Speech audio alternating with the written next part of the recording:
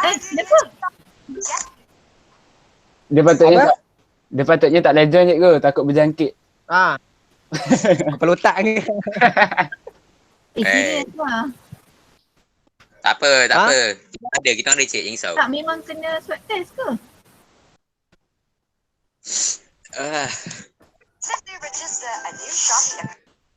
Yes, siapa yang buka Diam, Shopee tu? Man.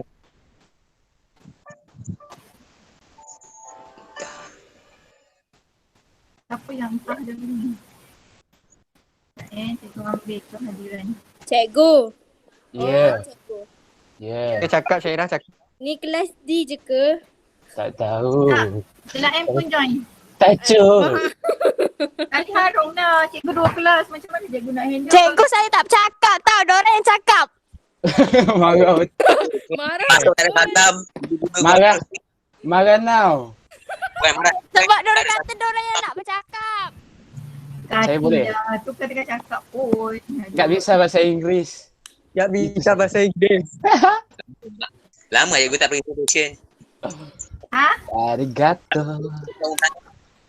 Boleh buka kamera masing-masing. Ambil gambar. Asal. Assalamualaikum. Okey dah. Assalamualaikum Ego. Madam. Salam. Dalam kamera dam. Mana? Madam. Kenapa Wan Izahan gambar perempuan pula? Ego, Ya. Assalamualaikum. Dia dah tertukar jantina Ego. Ya. Nama je Puan Izahan tapi dah tukar jantina. Cikgu dah berapa minit? Dah cepat. Kan cantik tu. Let's go. Baru 14 orang. Apa yang kau tak pulang? Kita start je lah. Link kehadiran. Sabar jap. Assalamualaikum. Tak apa. Ya. Adam buat kamera Adam. Cikgu. Ya saya. Assalamualaikum. Salam. Salam je. Cikgu saya share screen je. Siapa yang present tu boleh tekan present now. Nanti yang lain boleh nampak. Ada kan? Ada PowerPoint tak? Tu Syairah. Kira. Ya, kenapa? Ya. Kau lah share screen. Saya share screen. Jap. Si. Jap. Syairah. Why? Good now. Jap, sabar. Kau dulu. Syairah. Aku dulu start. Siapa yang panggil nama aku tu? Syah. Adam. Syairah share lah. Dia terus share. Sabar jap, share screen. Ada.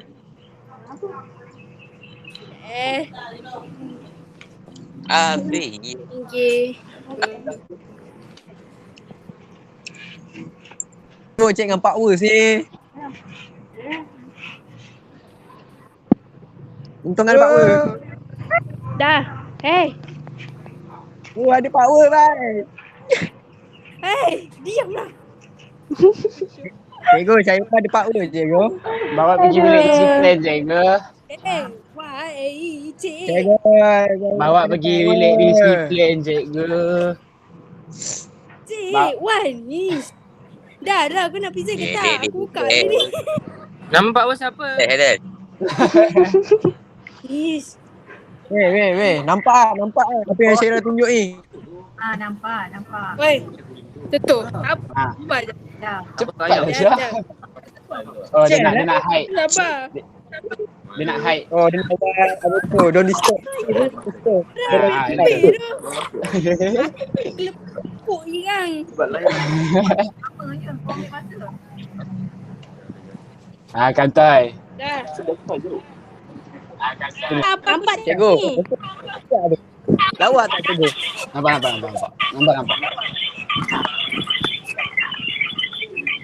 Sejuk doh.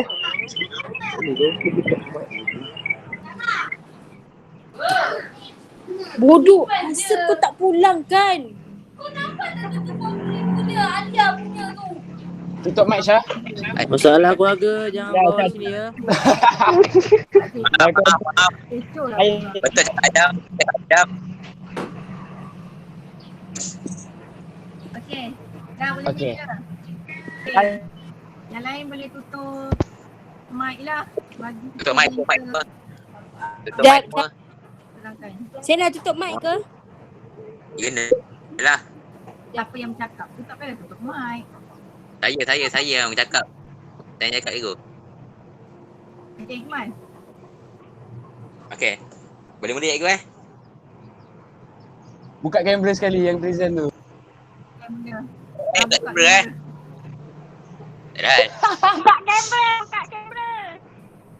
Tak ada. Dah. Saya mula tu. Dah Dah. Okay, Assalamualaikum. Licin dah hi. Dah mula Adam dah lah tu. Ya, boleh. Assalamualaikum. Assalamualaikum semua. Salam.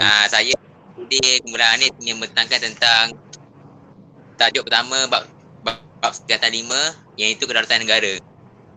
Minggu lepas kita ada belajar tentang takrif kedaulatan, pandangan tokoh. Dan semuanya kita dapat nota kan. Jadi hari ni kita nak sambung jenis kedaulatan. Boleh rujuk buku teks surat 6.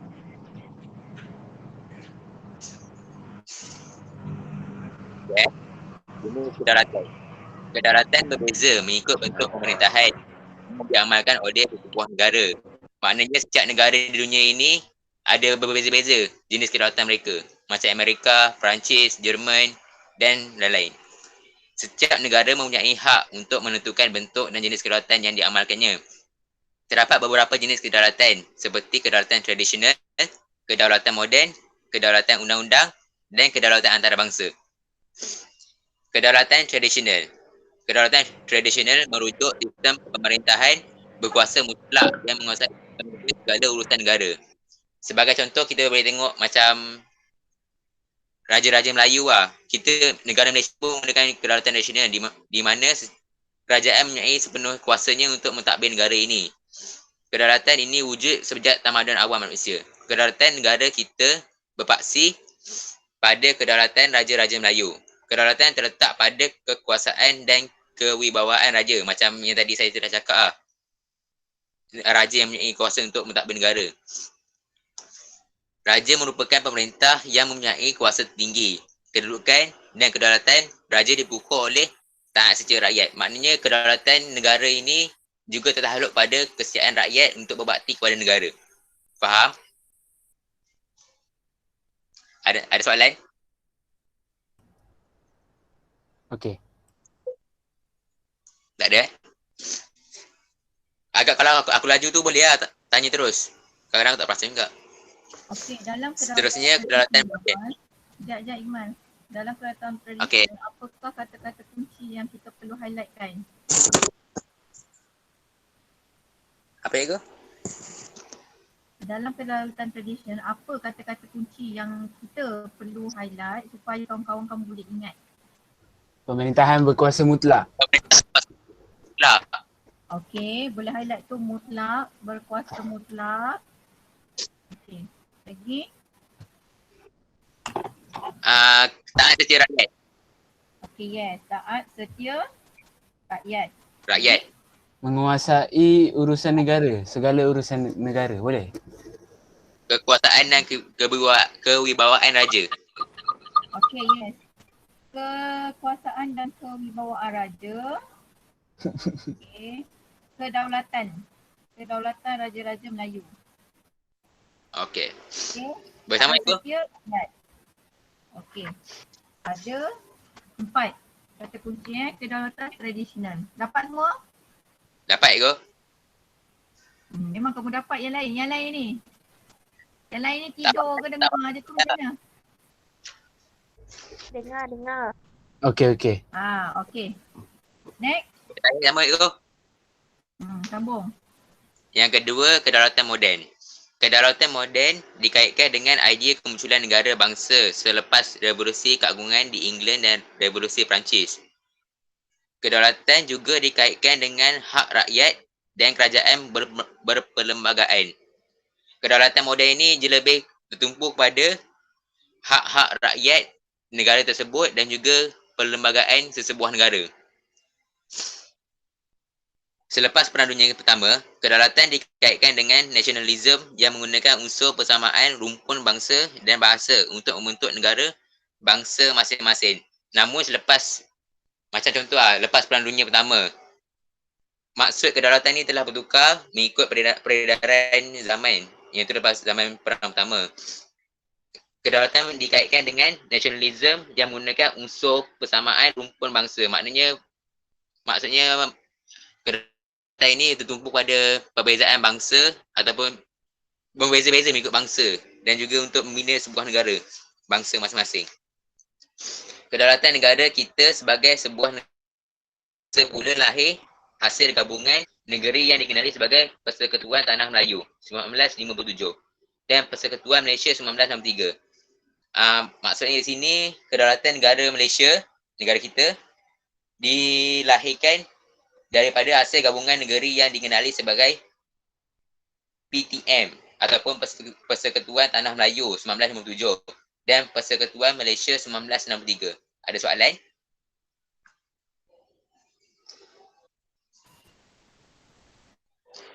Ada soalan?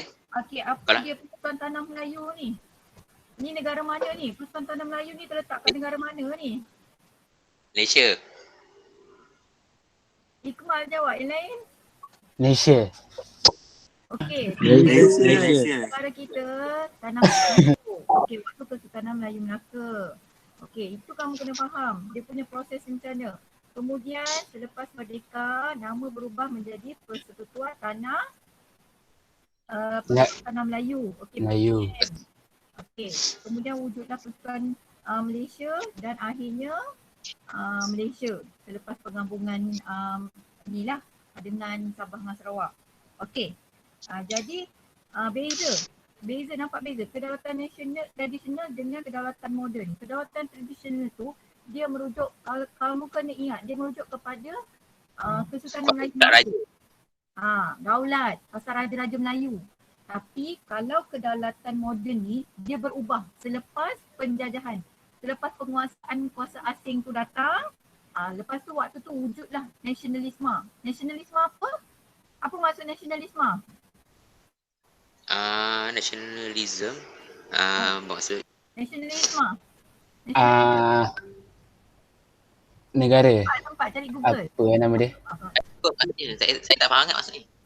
Nasionalisme ni semangat kita kan Yang tu. kebangsaan. Nasional, semangat kebangsaan. Lupa pula. Sebab kita nak merdeka tu bagaimana kita merdeka? Macam mana? Hasil daripada perasaan Nasionalisme. perasaan ataupun semangat berkubar. Kita tak mau lagi dah nak dijajah. Kita tak mau lagi dah dipijak-pijak lagi dah kan. Jadi daripada semangat nasionalisme itulah wujudnya semangat nak memerdekakan negara, bangsa. Waktu ni lah wujud rumpun bangsa. Bila dah wujud rumpun bangsa, kedaulatan pun berubah daripada kedaulatan nasionalis, daripada kedaulatan tradisional yang taat setia kepada raja saja dan berubah. Tu jadi nama dia moden. Sebab dia berubah, sebab kita nak merdeka. Okey, faham? Faham tak? Okey, sambung. Yang ketiga, kedaulatan undang-undang. Kedaulatan undang-undang bermaksud kerajaan dan rakyat terikat oleh undang-undang yang perlu dipatuhi. Maknanya kedaulatan ini lebih tertumpu pada undang-undang negara. Macam contoh, negara kita pun ada kedaulatan. Dalam rukun negara pun ada yang keempat, kedaulatan undang-undang, di mana kita perlu patuh setiap arahan yang telah diberikan dan juga peraturan. Kedaulatan undang-undang menjamin keadilan dalam kehidupan bermasyarakat serta menjadikan negara aman, stabil dan makmur. Maknanya jika kita mengikuti kedaulatan undang-undang ini, kita akan keselamatan, kemakmuran dan keharmonian rakyat terjamin sepenuhnya. Badan kehakiman yang bebas dan berwibawa diwujudkan untuk memelihara dan melaksanakan kedaulatan undang-undang.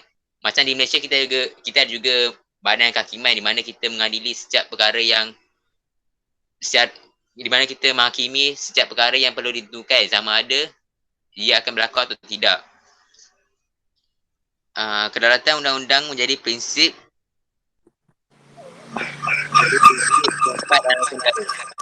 macam tadi yang telah saya cakap, dalam rukun negara pun ada kedaulatan undang-undang yang kita patut patuhi dan juga amalkan dan kita tak boleh lari pada itu. Ada soalan? Okey, tadi kita cerita mengenai kerajaan. So mana-mana kerajaan pun dia ada undang-undang. Di situlah kita terletaknya kedaulatan undang-undang untuk seterusnya kan. Okey, jenis kedaulatan seterusnya. Sebab apa? Okey. Cikgu tak dengar. Kerajaan ni dia ada buat salah juga kan. Okey, jadi siapa yang nak menghakimi? Siapa yang nak menghakimi pentadbir sesuatu jenayah yang dilakukan ke, contoh rasuah ke kan.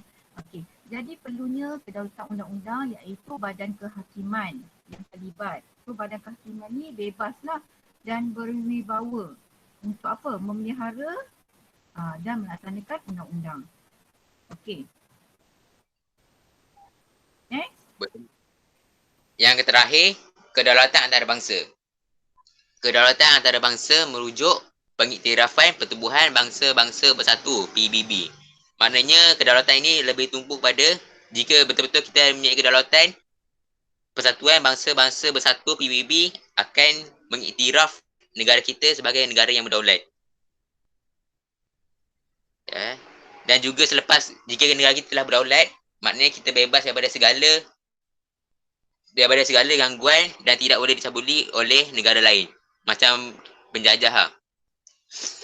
Deklarasi Hubungan Persahabatan PBB 1970 mengesahkan prinsip persamaan kedaulatan dunia mengiktiraf negara kita sebagai negara yang bebas, merdeka dan berdaulat. Deklarasi Hubungan Persahabatan PBB 1970 dia telah mengiktiraf negara kita sebagai negara yang bebas dan juga merdeka dan juga berdaulat. Sebab itulah kita bebas dari penjajah. Ada soalan?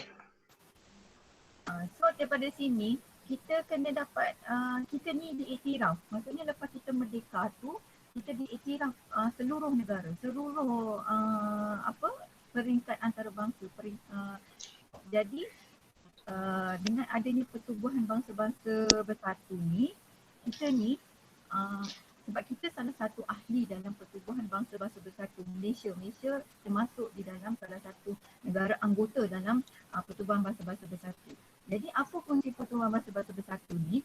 Dia tak bagi kalau negara lain tu macam kalau kita diancam, digugat ataupun diserang. So PBB ni dia berfungsi melindungi kita, memberi bantuan. Tu yang kita dapat kelebihan. Sebab tu kita nak dapatkan pengiktirafan daripada PBB ni. Itu dinamakan kedaulatan antarabangsa. Supaya kita ni tidak dicabuli oleh negara lain. Okey. Wan? Oh, Wan. Wan. Ya. Okey, Wan, sambung Wan. Sambung apa? Oh, okey. Okey, Astaghfirullah. sebelum orang lain sambung, cikgu nak buat Q&A. Boleh ada tanya siapa-siapa? Iqmal, boleh petik nama siapa-siapa boleh tanya soalan. Saya pilih jap, cikgu. Saya pilih jap. Okey, macam Banyak ni lah. tanya. Cikgu nak nombor 6. Nombor 6 daripada atas. Maksudnya Nombor nama atas? cikgu. Nombor cikgu nombor yang pertama ke? Nombor yang pertama? Betul. Okey. So bawah cikgu Alisha, Anis, 1, 2, 3, 4, 5, 6. Okey, Muhammad Amirul. Muhammad Amirul ada? Mohon tampil. Amirul? Amirul? Amirul jawab. Ya. Mana kamera? Alah, aku kat kamera je. Ampun. Jawab lah kau. Alah. Saya tak kamera je, mic je. Okey, Amirul. Apa maksud kedaulatan undang-undang? Kedaulatan Apa undang-undang. Amirul? Kerajaan kerajaan dan rakyat terikat oleh undang-undang. Dan rakyat perlu patuhi undang-undang tu. Okay. Idan left Mana badan mana yang bertanggungjawab ni? Ada badan. Ada satu badan. Badan apa? Badan kerajaan. Kerajaan. Badan kerajaan. Betul. Oh, badan kehakiman. Badan kehakiman. Dia percaya pada kerajaan. Next. Nombor 3 dari bawah. 3 dari bawah jap. Okey, jap Ramai dah left tu. Wan Izahan, Syaira, Bukan aku lah. Oh, okey. Khairul Nisa. Nita. Nisa. Nisa. Alhamdulillah. Mohon tampil. Bisa. Mana Nisa? Cepat Nisa. Tapi kena sejarah sekarang kan? Nisa Mamat. Kenapa? Tapi tak masuk. Mohon tampil. Nama disebut. Apa ni? Apa dia bagi apa? Cikgu Johanis buat apa? Soalan apa? Jap. Cikgu Cikgu tengah busy. Sekejap, cikgu tengah Apa cakap tak? kasih tahu Apa tak? Okey Nisa. Boleh terangkan Nisa, kedaulatan tradisional? Uhu. Senang je. Kedaulatan Diam. tradisional. Dia apa tu? Ada Apa tu? Yang cikgu bagi tadi, apa dia? Sistem pemerintahan berkuasa mutlak yang menguasai sepenuh segala urusan negara. Baca buku teks. Jawapan mana sini. boleh faham? Apa yang kamu faham? Semua lah. Semua left Dengan kata yang mudah. Yang faham mengenai tradisional ni, kedaulatan tradisional. 100% kuasa. Mutlak. Okey. 100% kuasa. Raja. Kuasa siapa? Siapa yang berkuasa? Nisa. Raja. Itu Mazul jawab. Raja. Kuasa. Raja. Kuasa patut. Kuasa raja. Kuasa raja tu mutlak. Mutlak kat dia. Kalau dia kata pancung, pergi pancung lah. Pancung je lah. Kalau tak adalah pancung Jepun je. Okey, hukuman gantung ataupun kena penjara ataupun buang negeri. Tu semua kena dengar cakap raja. Okey. Dah sambung. Wan, sambung Wan. Okey Wan. Jap. Buka kamera Wan. Kamera tak boleh buka Sorry. Jangan gelintong. Presenter nak kena tengok jugalah. Tak Tadi kita busy okey je Wan. ada privacy. Tak ada Wan. Wan, mohon. Kena ke? Assalamualaikum. Kena buka ke? Tak payah. Buka. Tak nak. Okey, aku teruskan ciri negara berdaulat. Ciri negara berdaulat ada 4. Mempunyai pemerintahan, mempunyai sempadan, mempunyai perundangan, mempunyai rakyat. Mempunyai pemerintahan. Pemerintahan negara berdaulat diwujudkan untuk menjaga kestabilan politik, keamanan, pertahanan dan ekonomi. Pemerintahan ni macam diwujudkan untuk menjaga kestabilan politik. Kita kena jaga, apa aku nak cakap ni?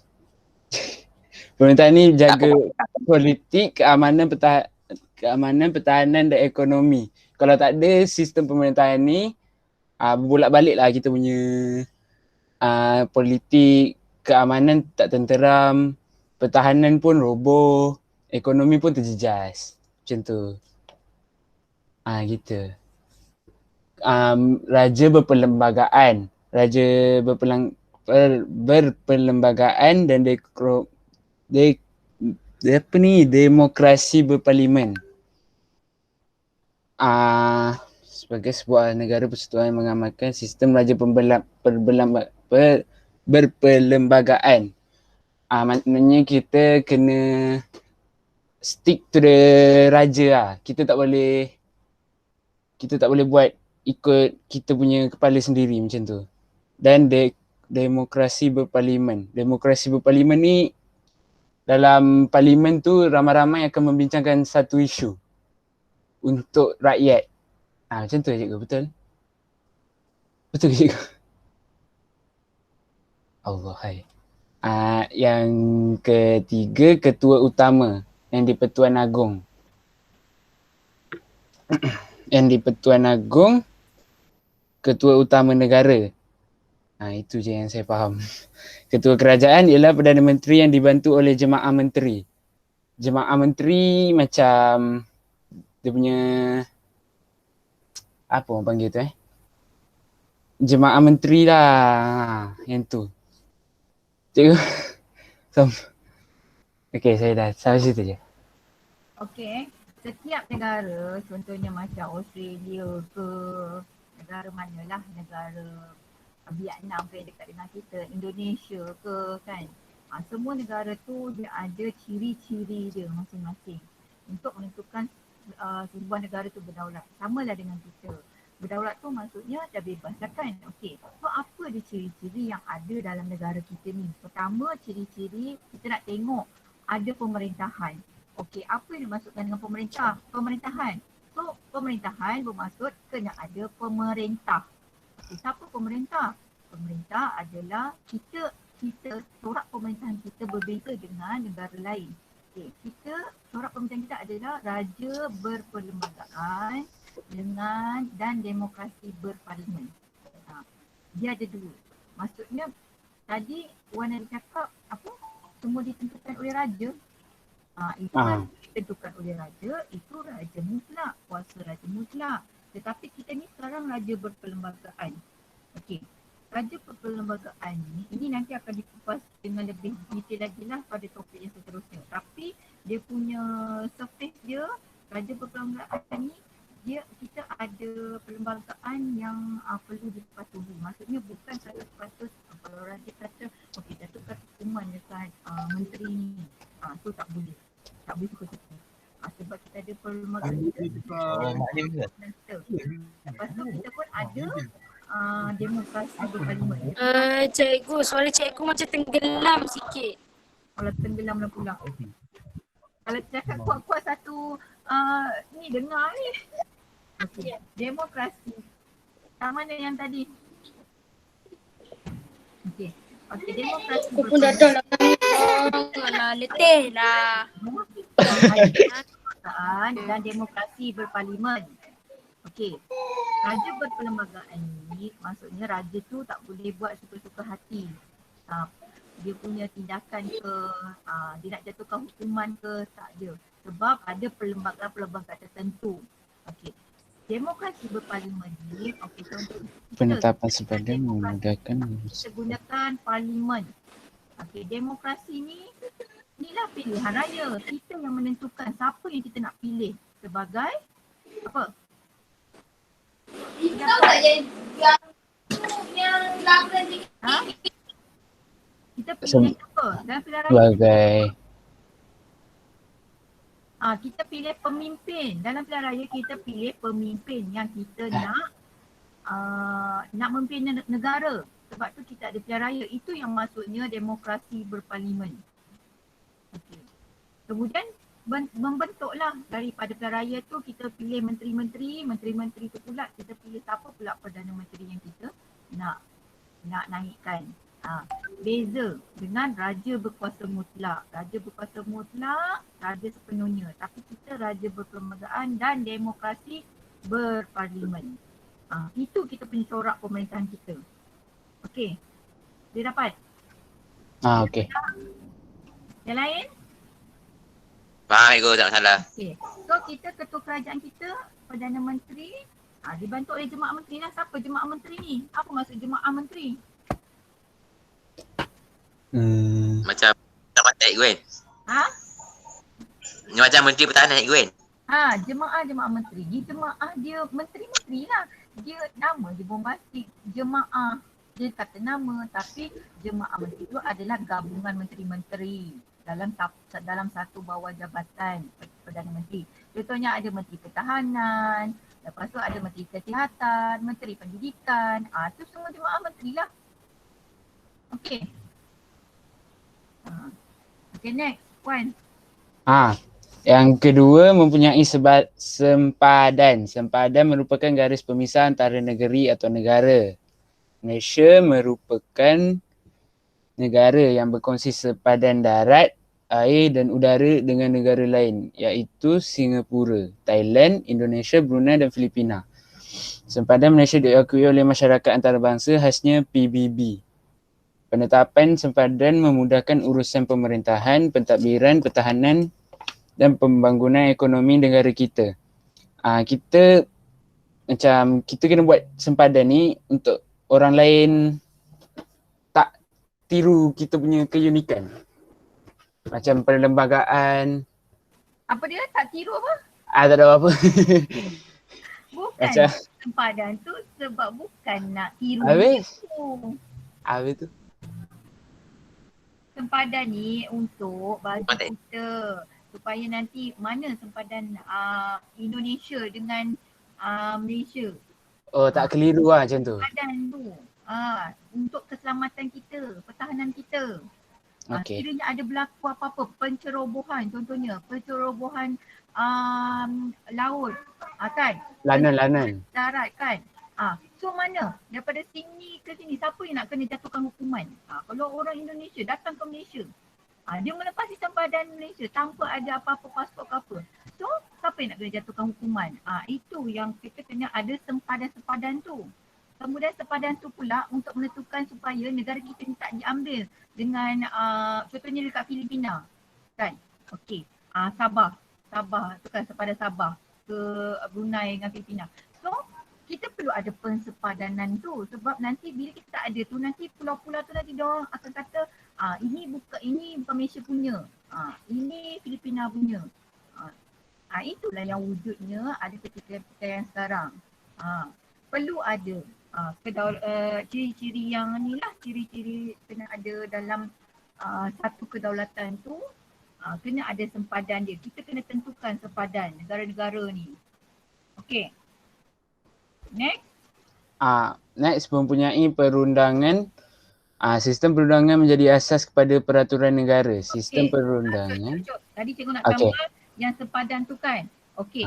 Dalam buku teks sudah disebut penetapan sempadan memudahkan urusan pemerintahan, pentadbiran, pertahanan. Tadi cikgu dah sebut pertahanan dan pembangunan ekonomi negara. So, ekonomi lah. Contoh macam hasil tu kan. Hasil-hasil daripada pulau-pulau tu ke apa. Ataupun daripada mana-mana. Kalau kita tak tentukan sempadan tu, nanti kalau contoh dia ada hasil yang banyak daripada situ, hasil bumi yang banyak di situ. Masing-masing nak claim yang tu dia punya kan. Sebab tu kena tentukan mana sempadan ni. Okey, kalau dah tentukan sempadan, okey dia keluarkan hasil yang banyak. Contohnya ada minyak. So kalau memang kawasan tu Malaysia punya, Malaysia lah dapat hasilnya daripada situ. Itu yang pentingnya untuk ekonomi juga, ekonomi negara. Okey, next mempunyai perundangan. Mempunyai perundangan. Sistem perundangan menjadi asas kepada peraturan negara. Sistem perundangan penting untuk memelihara kesejahteraan, menjamin keadilan dan melindungi rakyat. Asas kepada sistem perundangan negara kita berpandukan perlembagaan persekutuan. Parlimen bertanggungjawab mengubah dan menentukan sistem perundangan negara kita. Macam parlimen lah. Dalam parlimen ni ada yang pihak ni cakap tak boleh, pihak ni cakap tak boleh.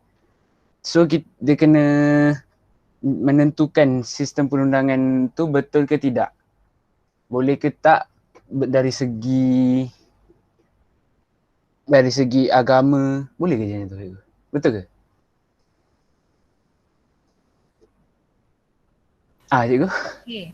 So kedaulatan ni yang utamanya kita kena ada undang-undang. So kalau tak ada undang-undang maksudnya negara tu tak berdaulat lah. So perundangan ni penting. Okey. Jadi kalau contohnya kita dah ada perlembagaan, kita dah ada undang-undang negara. Tapi undang-undang negara tu kita tak boleh ubah suka-suka kita je. Kita ada kamu pernah dengar Seksyen 7 Kanun Kesiasaan, Seksyen 9 Kanun Kesiasaan ke apa kan. Benda-benda tu semua dah bertulis dah ada buku dah benda tu. dah didokumentkan. Tapi kalau kita nak ubah sesuatu section, macam contohnya kita nak tindakan keras lagi terhadap contohnya pernah hari tu ada yang pasal pemandu mabuk tu yang dia duk langgar, yang viral yang dia langgar Polis. rate apa kereta yang banyak tu kan. Ada. Oh. Tahu tak? Tahu. Viral tu. Tahu. Dalam undang-undang sekarang kalau ikutkan yang minum alkohol, yang minum arak, dia minuman beralkohol, dia still boleh memandu. Kalau ikutkan sekarang. Tapi dia ada persen-persen dia lah.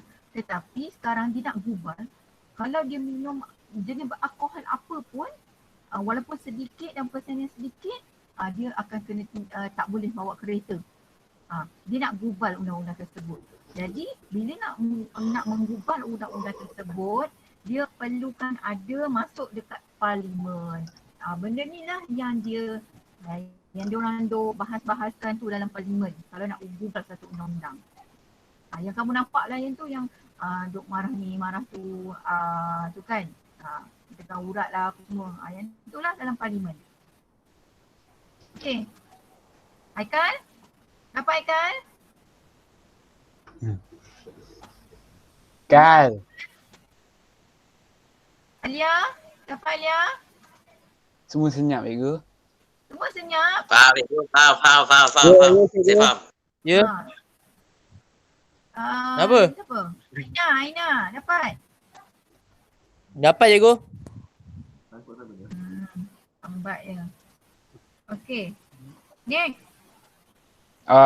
Yang terakhir, mempunyai rakyat. Rakyat merupakan penduduk di sesebuah negara. Rakyat terikat kepada undang-undang dan peraturan yang dikuatkuasakan oleh pemerintah. So kita terikat dan tak boleh ubal undang-undang tu sendiri. Kalau kita dah buat salah, kita akan dihukum mengikut akta yang telah ditetapkan. Rakyat negara ini terdiri daripada pelbagai kaum, agama dan adat resam. Mereka disatukan melalui satu bahasa dan kebudayaan, rukun negara serta identiti nasional yang sama. So, dalam negara kita ni banyak kaum, banyak adat resam dan banyak agama. Macam kaum Iban, Kadazan Dusun, Islam, Kristian. So kita ni macam negara yang tak macam negara lain. Negara lain tak banyak sangat apa nama dia tu? Agama dengan kaum ni. Negara kita je unik sikit. Gitu. Rukun negara serta identiti nasional sama. Okey dah tu je cikgu. Kesimpulannya, ciri negara berdaulat menjadikan Malaysia sebuah negara yang mempunyai identiti yang unik. Kita perlu memahami betapa pentingnya menjunjung dan mempertahankan identiti negara agar negara luar menghormati kedaulatan Malaysia. Okey, kalau sesebuah negara tu perlulah ada rakyat. Kalau tak ada rakyat, macam mana? Ada pentadbir, ada pemerintah tapi tak ada rakyat. Macam mana jalankan? Kemudian rakyat kita pula adalah berbilang kaum. Ada adat resam, banyak adat resam. Itu yang membuatkan sesuatu negara tu unik. Lebih-lebih lagi negara kita, Malaysia kan. Dia lebih unik. Okey, lepas tu ada satu bahasa. Okey, dan banyak kebudayaan. Okey. Jadi identiti kita lah yang menentukan kita satu negara tu penting, unik. Okey. So dah habis mengenai jenis kedaulatan dengan ciri-ciri berdaulat. Okey, kepentingan mewujudkan negara berdaulat? Ada? Ada.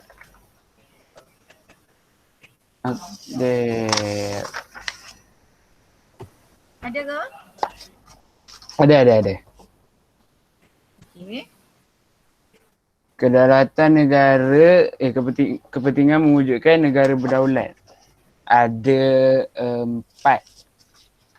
Keberkesanan pentadbiran. Apa yang terangkan? Wan juga ke? Terpaksa lah saya. Sebab cik tak ada, cik swab Wan, test suara ya. semangat sikit. Kita ni belajar sejarah tau. Sejarah ni kena patriotik sikit. Ya, Cik, apa aduh. dia rakam ni cikgu ni. Semangat. Jangan lah. Bukannya. Tak boleh, cikgu saya Ha. tak prepare sangat. Lupa prepare.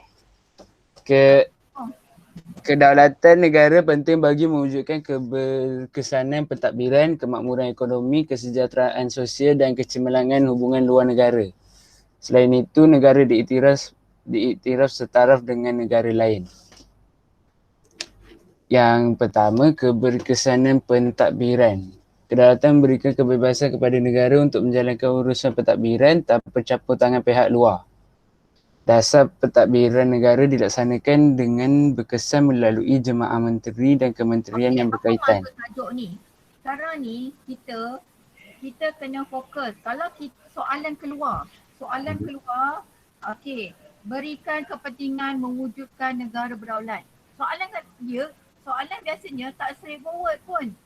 Kadang-kadang dia tanya, okey, bagaimana mewujudkan negara berdaulat dan apakah kepentingannya? Dia akan putar-putar sikit. Okey. Jadi kat sini dalam bab ini, subtopik ini, dia nak tahu apa pentingnya kita wujudkan negara berdaulat. Kenapa? Kenapa kita perlu wujudnya negara berdaulat ni? So yang pertama untuk Urusan negara tanpa campur tangan pihak luar. negara. So nak menentukan negara kita ni berkesan ke tak berkesan. Okey. Kenapa Pak Farouk? Okey. So keberkesanan pentadbiran. Okey. Jadi yang kedua Yang untuk kerjasama kerajaan persekutuan dan kerajaan negeri. mana? Kedua Habis? kemakmuran ekonomi. Oh, kan? kemakmuran Syairah ni. Kemakmuran ekonomi. So kalau dah berdaulat tu kalau dah bebas dan ada pentadbiran yang bagus, istilah ekonomi kita makmur. Okey, kita bagi tahu dia punya isi penting dulu. So yang ketiga, sosial. Dia mesti pentadbiran. Pentadbiran, politik, iaitu politik. Okey, ekonomi dan sosial, kesejahteraan sosial. Lepas tu dengan kecemerlangan hubungan luar negara. Okey. So macam mana yang dikatakan dengan keberkesanan pentadbiran ni? Ni bila masa nanti si Anis dengan si Syairah ke yang nak bentang? Diorang tak Cikgu boleh. jangan buat slide. Kita orang yang terlalu bentangkan. Sebab kita orang dah baca sikit dah. Oh. Okey. Sekejap. Okey, terangkan keberkesanan pentadbiran. Siapa cikgu saya? Allahu Akbar. Tunggu lah cikgu.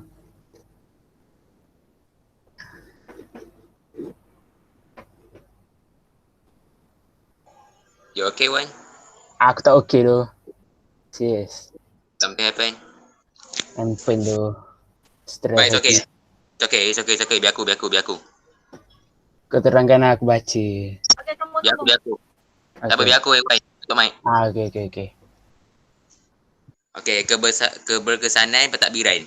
Kedaulatan memberikan kebebasan kepada negara untuk menjalankan urusan pentadbiran tanpa campur tangan pihak luar. Macam cikgu cakap tadi lah, jika negara kita berdaulat, kita tak akan diganggu oleh pihak luar untuk menyelesaikan suatu masalah. Dasar pentadbiran negara dilaksanakan dengan berkesan melalui jemaah menteri dan kementerian yang berkaitan. Kerjasama kerajaan persekutuan dan kerajaan negeri yang dilakukan melalui pengagihan kuasa mewujudkan keberkesanan pentadbiran. Okey, macam ni, macam negara kita ada jemaah menteri. Menteri, macam Menteri Kewangan, Menteri Pertahanan, semua juga. Tujuannya, diorang dapat tugas tu untuk memainkan peranan masing-masing untuk memastikan negara kita harmoni dan tiada sebarang gangguan yang boleh merosakkan kedaulatan. Sekejap. Kerjasama kerajaan persekutuan dan kerajaan negeri yang dilakukan melalui pengagihan kuasa mewujudkan keberkesanan pentadbiran. Sistem pentadbiran juga diukur melalui peruntukan undang-undang dalam perlembagaan persekutuan. Maknanya dalam perlembagaan kita telah tertulis semua undang-undang yang kita perlu ikuti jika kita mentadbir sebuah negara kerana dengan undang-undang itulah kita dapat membina sebuah negara yang maju dan tanpa aman, harmoni dan tanpa sebarang gangguan. Ada soalan?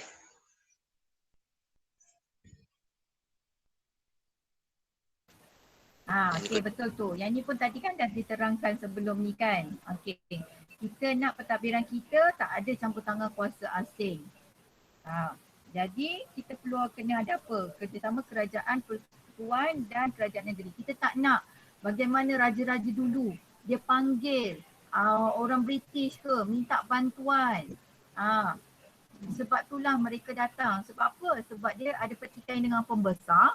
Lepas tu dia tak boleh nak selesaikan. Dia panggil pula British untuk selesaikan masalah dalaman mereka. Kita tak nak macam tu lagi. So kerjasama kerajaan persekutuan dengan kerajaan negeri amat-amat diperlukan. Kena ada keserasian. Apa kerajaan persekutuan ni? Apa maksud kerajaan persekutuan dengan kerajaan negeri ni?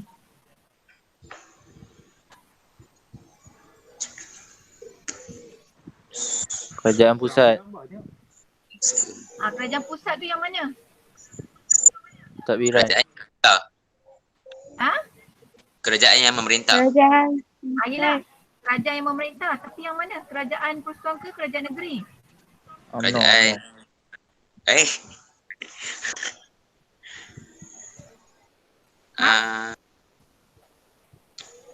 Okey, kerajaan persekutuan.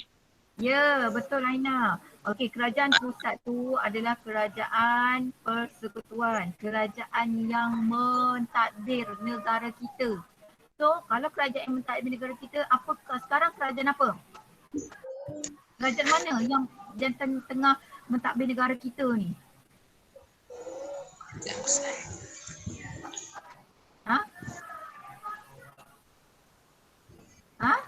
Siapa?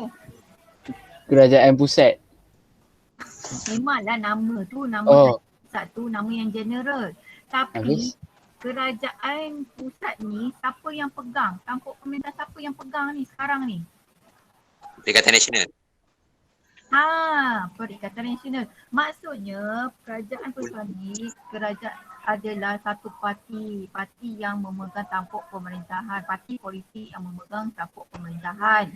Okey. So parti politik yang menang waktu pilihan raya. Waktu pilihan raya yang dulu siapa menang sebelum Perikatan Nasional ni? Pakatan Harapan, PH. Yes, PH, Pakatan Harapan yang terdiri daripada mana? Yang terdiri daripada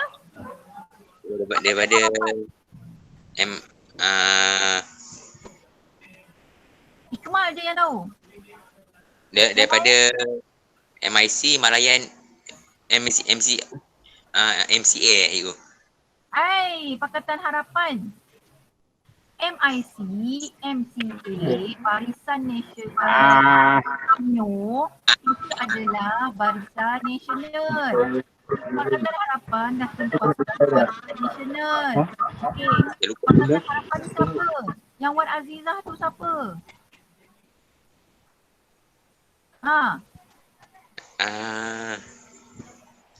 PKR, Parti Keadilan Rakyat, Gabungan Parti Keadilan Rakyat. PKR. Satu.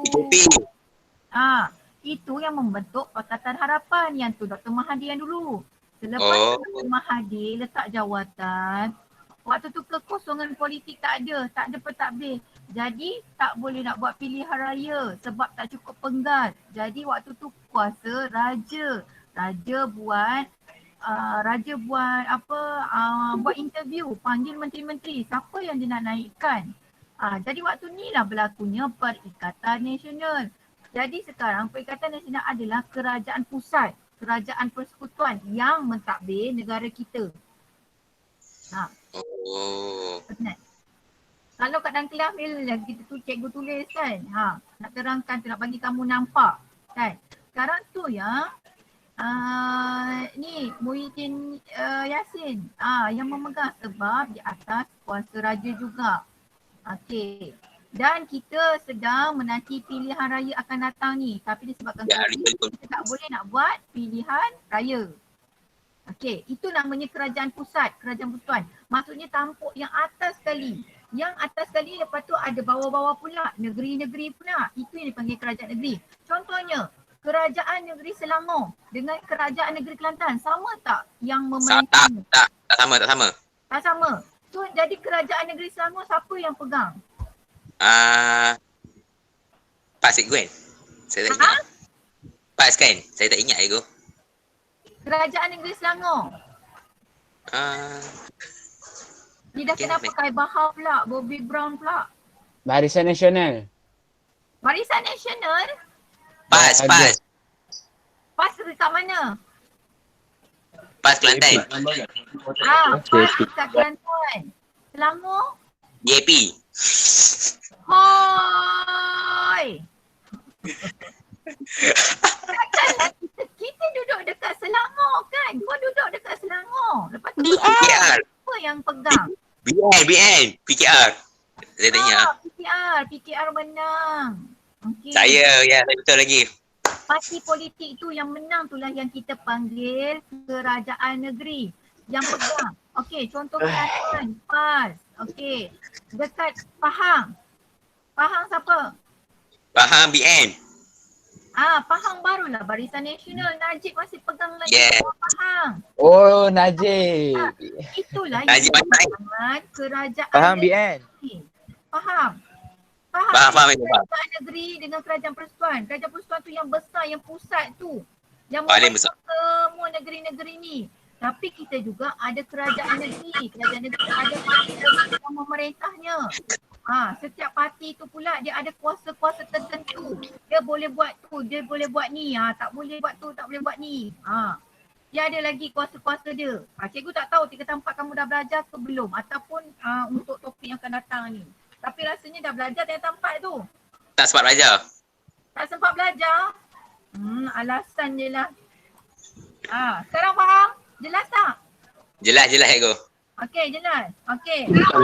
Faham cikgu? Okey, next. Saya sama Ego. Okey. Kemakmuran ekonomi. Kemakmuran ekonomi sambung. Kedaulatan penting untuk negara melaksanakan dasar kemakmuran ekonomi. Selepas negara mencapai kemerdekaan, pelbagai usaha yang dilakukan untuk memajukan dan meningkatkan taraf hidup rakyat berbilang kaum di Malaysia.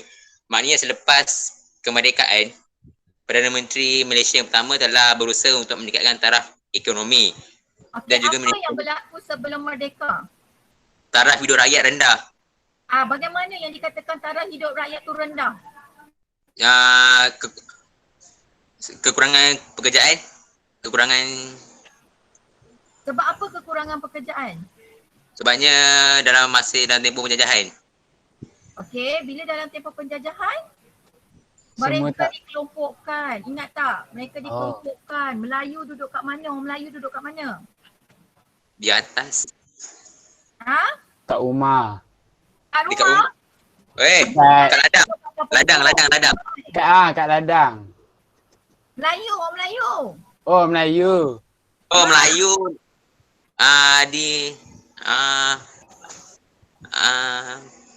Orang Melayu waktu zaman British berlaku dasar Persada Perintah. Orang Melayu duduk kat kampung. Rumah. Dekat rumah. Lepas tu orang Cina duduk kat mana? Tepi tu. Tepi sungai. Ladang. Estate. Estate Bandar. Bandar. Orang Cina duduk kat bandar sebab diorang ni buat pelombongan, diorang ni ada bisnes, ada buka kedai, ada banyak syarikat. Dia letakkan orang Cina dekat tu. Sebab tu sampai sekarang kita nampak orang Cina tu kaya kan. Okey. Nampak tu. Orang India duduk kat mana? Dusun. Dusun Estate. dekat area pergi ladang kelapa sawit. Yeah, first betul. Dusun, kelapa sawit. Jadi dia tak mau ada perpaduan, dia tak mau ada bercampur. Lepas tu dia nak kekalkan taraf hidup tu takat tu je. Dia tak mau lebih daripada sebab dia takut nanti British, dia takut akan penguasaan ekonomi tu kita akan dapat menguasai. Sebab tu bila selepas merdeka tanggungjawab pemerintah lah waktu tu bagaimana nak tingkatkan taraf hidup masyarakat. Mewujudkan peluang pekerjaan. dasar ekonomi, dasar apa namanya, rancangan Melayu pertama, rancangan Melayu kedua, rancangan Malaysia pertama. Benda-benda tu semua untuk membasmi kemiskinan. Sebab kita tahu sebelum merdeka memang orang miskin, ramai orang miskin. Lepas tu ramai macam tak dapat bekerja dekat bandar. Sebab apa? Sebab tak ada peluang pekerjaan. Sebab apa tak ada peluang pekerjaan? Sebab dia tak nak bagi. Sebab dia tak bagi. Dia tak bagi kita kerja dekat perkhidmatan awam. Okey. Jadi itulah peranan pentadbir untuk memamurkan ekonomi dengan mengubah taraf hidup tadi Mas bagi tahu kan. Okey, lagi apa? Okey, tadi bidang pertanian meliputi bidang pertanian. Lepas tu perindustrian. Waktu ni lah perindustrian banyak kilang-kilang pun dibuka. Lagi apa? Perdagangan. Bila banyak kilang-kilang dibuka, jadi banyaklah peluang pekerjaan. Jadi bila dah ada peluang pekerjaan, diorang pun dah boleh sara anak beranak mereka. Ada yang meninggalkan isteri di kampung, anak-anak di kampung, bekerja di bandar, lepas tu semata-mata nak dapatkan, nak cari duit. Okey. Kemudian perdagangan yang diperkenalkan melalui dasar ekonomi pembangunan negara. Okey, perdagangan. Perdagangan ni macam mana? Contohnya perdagangan aktiviti jual beli. Kita tak buat besar-besaran. Tapi bila dah ada lepas merdeka, kita mulalah buat perdagangan dengan negara luar sebab kita dah boleh eksport barang kita. Contohnya padi. Kita dah boleh mula dah keluarkan padi ke negara luar. Daging. Getah pun kita dah boleh keluarkan getah yang memerlukan pasaran getah. Penghilangan kan, nak buat kereta kena ada tayar getah daripada getah. Okay. So next, kesejahteraan sosial. Kesejahteraan sosial. Kedaulatan penting untuk negara melaksanakan dasar sosial bagi kesejahteraan rakyat. Negara dapat melahirkan generasi yang berilmu dan berkemahiran melalui pendidikan. Oleh itu, mereka dapat memberikan sumbangan untuk pembangunan negara. Kesejahteraan sosial bermaksud lebih tumbuh kepada melahirkan generasi yang berkemahiran untuk bekerja dan juga memajukan negara.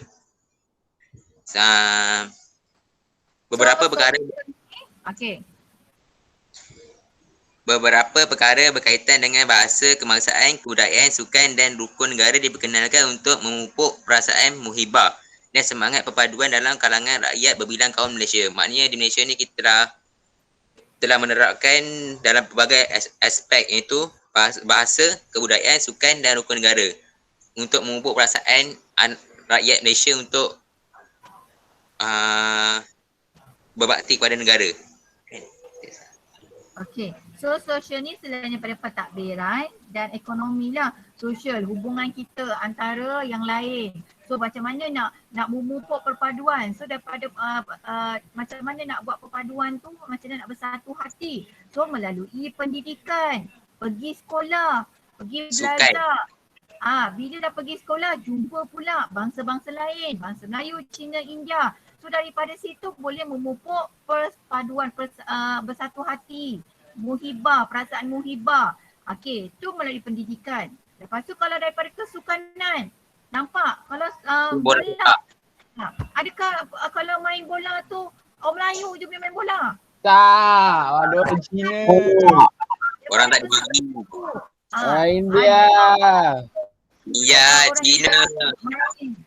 Even orang negara. Man. Perpaduan. Okey, sukan. Kebudayaan pun samalah. Kebudayaan apa? Budaya-budaya Cina di budaya Malaysia. Budaya Melayu. Kongsi pacai. Budaya Melayu. Orang Melayu. Okey. Makanan. Makanan yang halal lah kan? Pakaian. Next, kecemerlangan hubungan luar. Kecemerlangan hubungan luar. Kedaulatan penting bagi memberikan hak kepada negara untuk menjalankan hubungan dengan negara lain. Ini bertumpu pada hubungan negara antara negara. Macam Malaysia bekerjasama dengan negara China, Kesatuan Eropah negara Amerika dan macam-macam lagi negara di dunia ini untuk menjadikan hubungan yang stabil. Hubungan ini dibentuk melalui pengubahan dasar luar negara kita. Selain dapat menjalinkan hubungan diplomatik dan persahabatan dengan negara lain, negara juga dapat pelbagai faedah, ada yang kelebihan dalam usaha mempertahankan kedaulatan. Maknanya jika kita menjalinkan hubungan dengan negara lain atau bekerjasama, maknanya kita akan dapat mengelakkan diri kita daripada diserang oleh negara asing. Sebab kita dah berbaik dengan orang dan juga bekerjasama dengan orang. Seterusnya, keanggotaan Malaysia dalam pertubuhan serantau dan antarabangsa pula meningkatkan imej negara. Masyarakat antarabangsa mengakui peranan dan kebolehan negara kita setaraf dengan negara lain di dunia. Maknanya negara-negara lain pun mengiktiraf negara kita setaraf dengan negara diorang, di mana kita dapat mengaku, kita punya boleh mengawal pentadbiran dan juga menjalinkan hubungan dengan negara luar. Okey. So, hubungan diplomatik dengan negara luar memang penting untuk kita bina, untuk kita pelihara. Sebab apa? Sebab kita nak dapat faedah dengan kelebihan. Contohnya tadi kita tak mau diorang serang kita semula ataupun diorang menggunakan kita, memonopoli kita. Jadi kelebihan yang kita dapat juga, ada pelabur-pelabur asing boleh masuk ke negara kita untuk melabur. Sebab kita ni, ekonomi kita bukannya bagus. Jadi kita perlukan pelabur-pelabur dalam syarikat-syarikat swasta yang diorang bina kat sini. Supaya apa? Supaya diorang boleh, contohnya syarikat yang diorang bina tu, contoh perindustrian. Lagi apa? Pelaburan. Macam kita tak ada kepakaran tentang tu, kita tak ada teknologi tu. Lepas tu kita bawa daripada Jepun, contohnya teknologi Jepun ataupun teknologi Australia untuk buat suatu barang. So kita dapatlah kelebihan kita. Macam mana kita dapat kelebihan? Dengan bila kita dapat produk tu, kita yang buat sendiri produk tu, tapi teknologi daripada teknologi Jepun. So harga pun murah sebab kita tak bawa barang tu, sebagak-bagak barang tu, sebesar-besar barang tu naik kapal ke apa ke kan, kita tak bawa. Tapi kita bina dekat sini.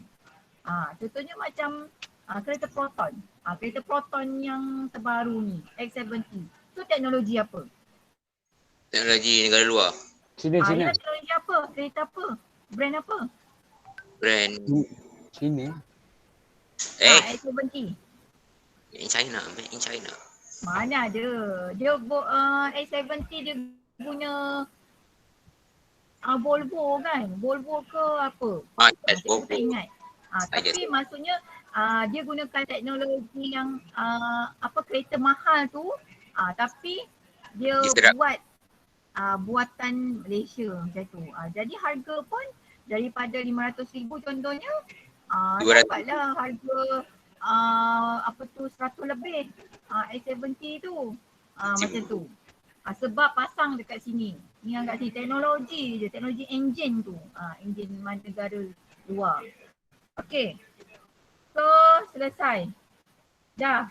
Nak habiskan 1.4 ke? Dia tak lah kalau dia orang sanggup. Saya boleh sampai 12.30 je. Dah lah.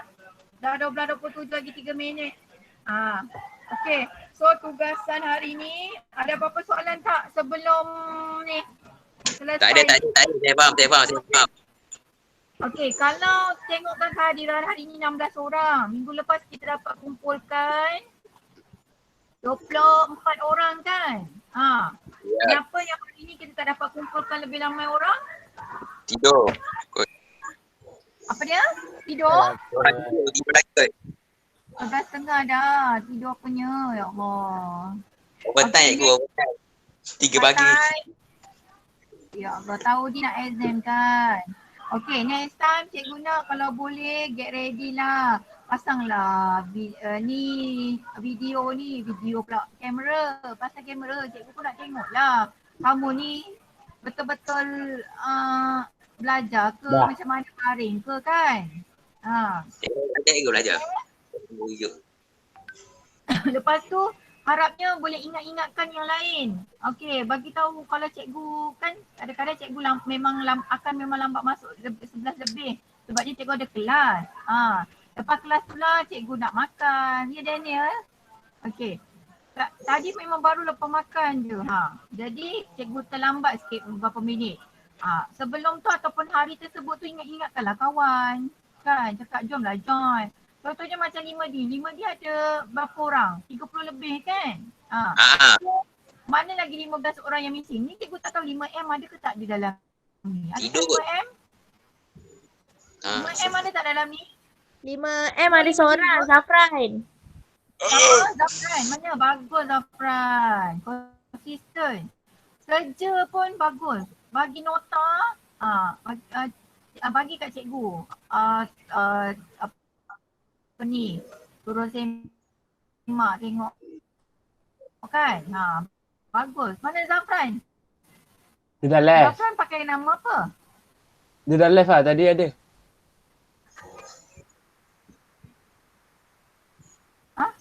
Brave Gaming siapa? Puas tadi dia lama kat situ.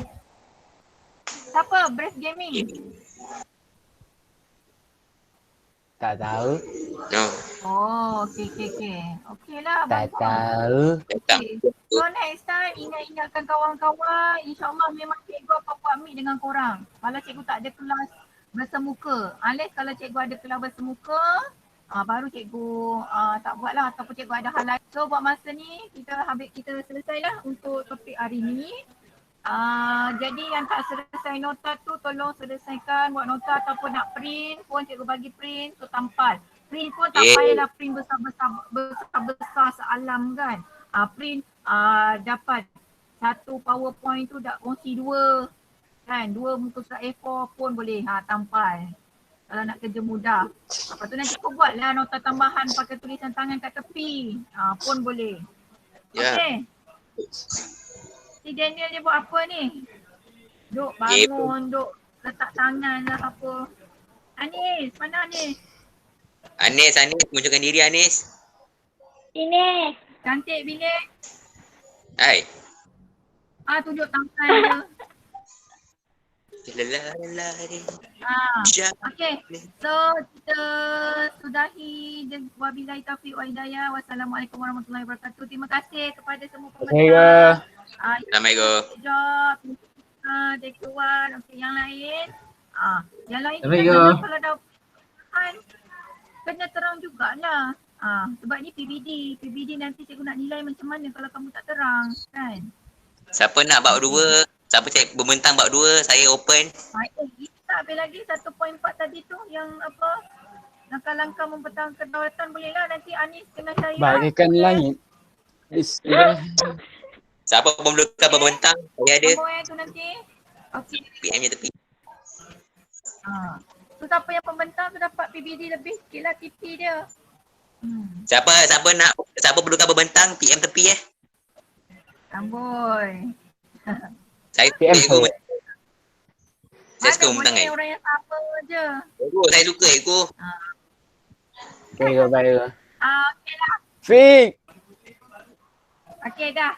Mirul. Dah. Okey terima kasih. Bye. Bye. Terima kasih cikgu. Terima kasih. Sama-sama. Fik. Mohon sampai. Mirul.